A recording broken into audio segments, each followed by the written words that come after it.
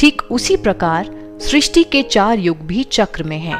सृष्टि चक्र सतयुग, त्रेता, द्वापर और कलयुग इन 4 युगों से बना हुआ है। चारों युगों को मिलाकर एक कल्प कहा जाता है।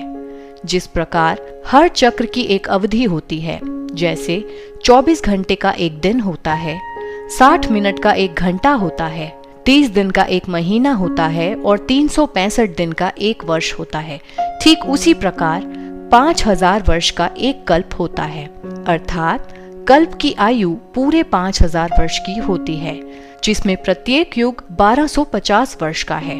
सतयुग, त्रेता को मिलाकर स्वर्ग कहा जाता है और द्वापर, कलयुग को मिलाकर नर्क कहा जाता है। कलयुग के अंत और सतयुग की आदि के बीच के समय को संगम युग कहा जाता है।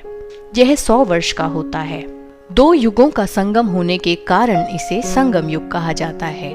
इसे संगम युग इसलिए भी कहते हैं क्योंकि इस युग में परमपिता परमात्मा धरा पर आते हैं और आत्माओं और परमात्मा का मिलन अर्थात संगम होता है।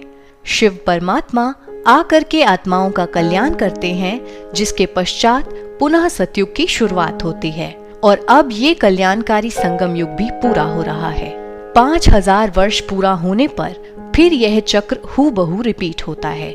जी हाँ, हूबहू, यानी कि आप ये वीडियो पहली बार नहीं देख रहे हैं।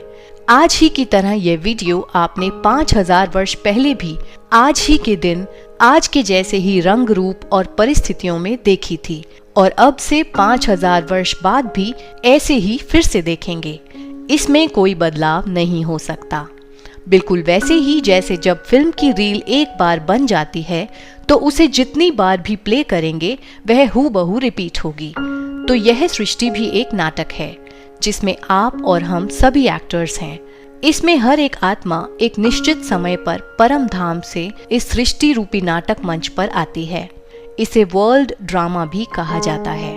इस ड्रामा का डायरेक्टर स्वयं परमात्मा शिव है और यह ड्रामा बहुत एक्यूरेट और कल्याणकारी है। इसमें कभी किसी के साथ अन्याय नहीं हुआ। यह ड्रामा अनादि है और अनंत है, यानी कि 5000 वर्ष का यह चक्र निरंतर चलता रहता है, कभी समाप्त नहीं होता और ना ही इसकी कोई आदि है। तो है न